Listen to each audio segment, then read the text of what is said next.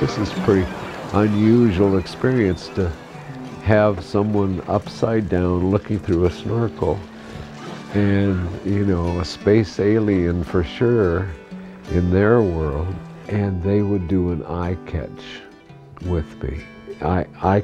You can tell when I'm looking at your nose or looking into your eyes, and they would look into my eyes. Jon Lien was legendary, a researcher and marine educator, admired by conservationists and fishermen alike for his pioneering work in setting up the whale release program in the early 80s, a scientist out in the field. And he understood the ecology and how everything was all intertwined, how the ocean, the birds, the fish and fishermen and the whales, and that they were in it together, and he see that there was a need to start doing some protection and education. And especially there was a need to take whales out of fishing gear because someone needed to be doing that. Lien invited Wayne Ledwell to join him 30 years ago, a fisherman who knew nothing about whales and who carries on Lien's work to this day. One thing that he did teach us is that if there's a whale caught in gear, you're going to get it out.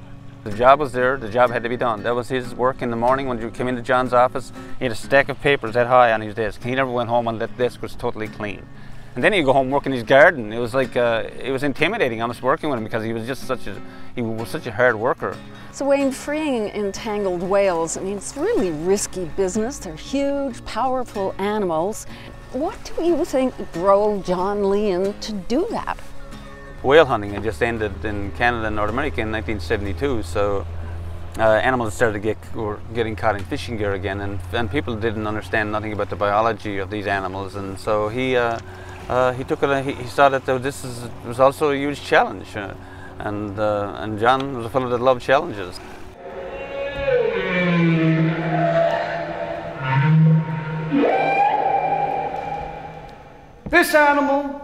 This animal could once throw itself clear out of the water.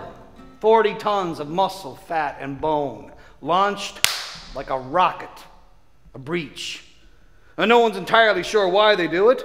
Some speculate that it's to find relief from the barnacles that are burrowing into their skin. Others think that it's merely play, fun. Now, having seen it more than once after a successful net release, I might be tempted to say it's nothing if not joy.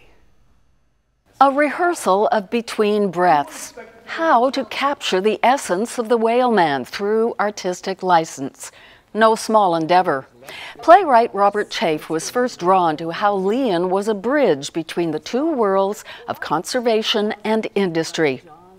I thought that was the emotional content of the show, and that's in the show. But once we started researching his life and seeing the later stages of his life, his illness and his eventual death, there became a part of the show that was about the kind of quality of life that we have and the legacy that we leave behind us when we go. At the end of his life, Jon Lien was confined to a wheelchair, his mind lost to dementia. But that's where the play begins and stretches backwards. Free of the wheelchair, free of the walker, free of the cane, to a time when Lien was the whaleman. Talk to us about the almost spiritual connection that Jon seemed to have with these magnificent creatures.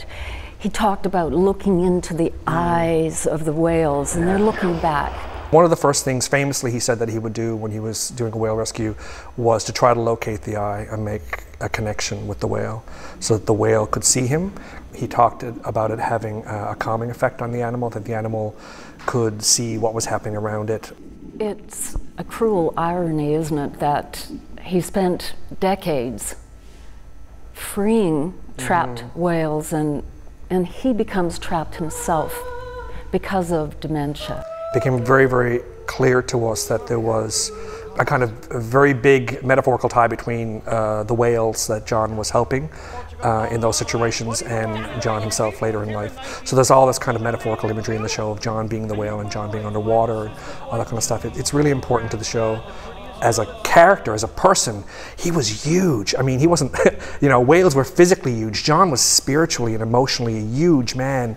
He, the way he lived his life, he was absolutely fearless. People, over and over again, people would talk to me about, he would always, you know, go from point A to point B. He never saw obstacle. He would just act and then think later. Absolutely fearless man. Told me you knew you were home just from what you saw out the plane window, remember? Yeah, I remember. Called me and told me we were moving just like that. Yeah, I remember. We had... As a writer trying to capture this story, that it would be seen through the lens of celebration and joy and hugeness and fearlessness and bravery. And so we've worked really, really hard to frame the story that way, to not make it a story that's about illness and death and sadness, but that's about celebration of a life lived.